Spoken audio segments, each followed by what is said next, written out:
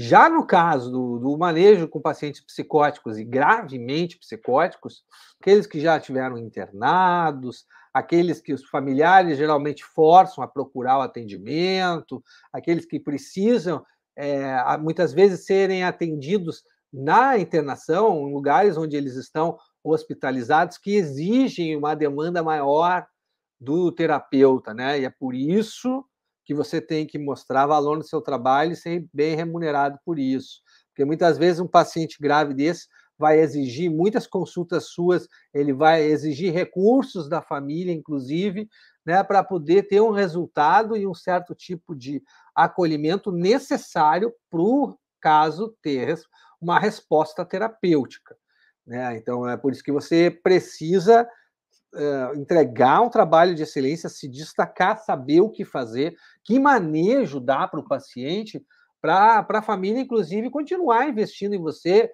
às vezes com sessões diárias, às vezes com sessões de 4, 5 vezes na semana, dependendo da situação que o paciente se encontra e a estrutura da família. Então, nesse caso, né, está muito presente a identificação projetiva, que é o mecanismo pelo qual o ego ele deflete toda a ansiedade que é despertada pela pulsão de morte dentro de uma ideia mais kleiniana da identificação projetiva. Então, tem essa questão da identificação projetiva muito, muito intensa, que também está presente no quadro borderline, mas está mais intensa ainda no quadro psicótico, que é a base do delírio e da alucinação, né? Depois da cisão, tem a identificação projetiva.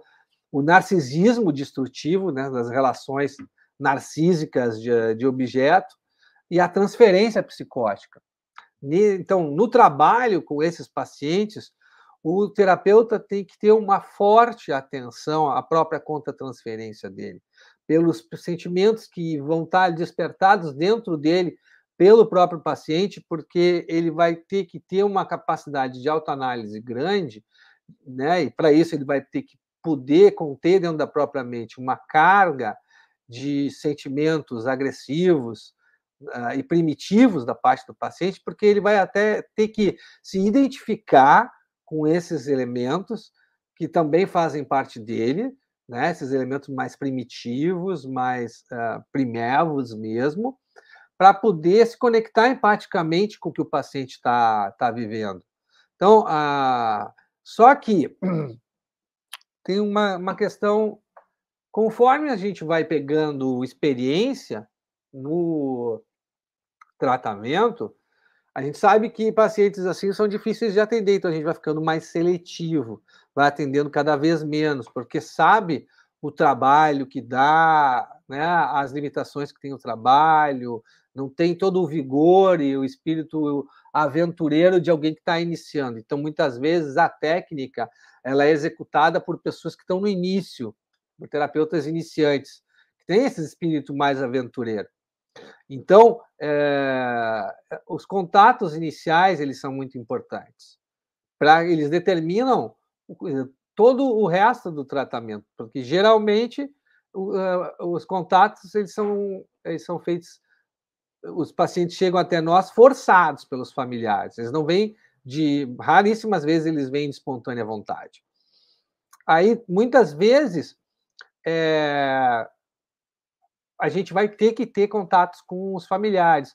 E a gente não tem que pedir permissão para o paciente, por exemplo, para ter contato com os familiares. A gente tem que informar.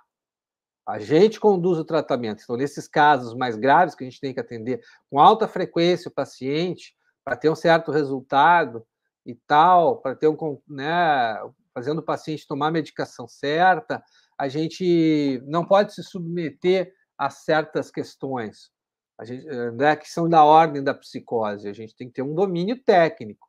Então, se a gente precisa falar com os familiares, a gente vai falar com os familiares e vai informar para o paciente isso.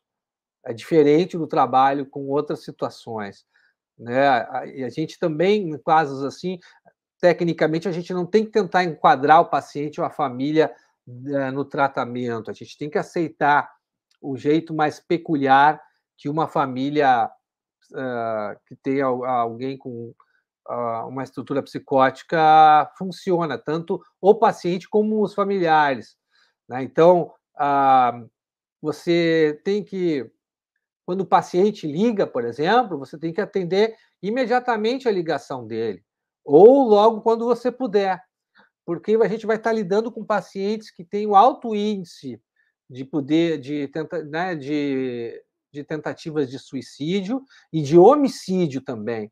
Então, a gente tem uma responsabilidade penal, sim, sobre esses pacientes. Então, a gente tem que saber aonde a gente está se metendo quando está assumindo trabalhos assim. Por isso que é tão importante no trabalho ter um bom contato com as famílias, quando vai atender quadros mais regressivos de estrutura psicótica. A família ela tem que ser a aliada no tratamento para receber orientações e ajudar você no processo, né? Então, por isso que nas consultas iniciais com os familiares é importantíssimo colher o maior número e mais detalhado número de informações possíveis para colocar no mapa do paciente, para saber bem da estrutura, para avaliar bem o risco de suicídio e tudo mais, para você poder ter realmente um desempenho à altura do seu trabalho e ter realmente resultados com os pacientes.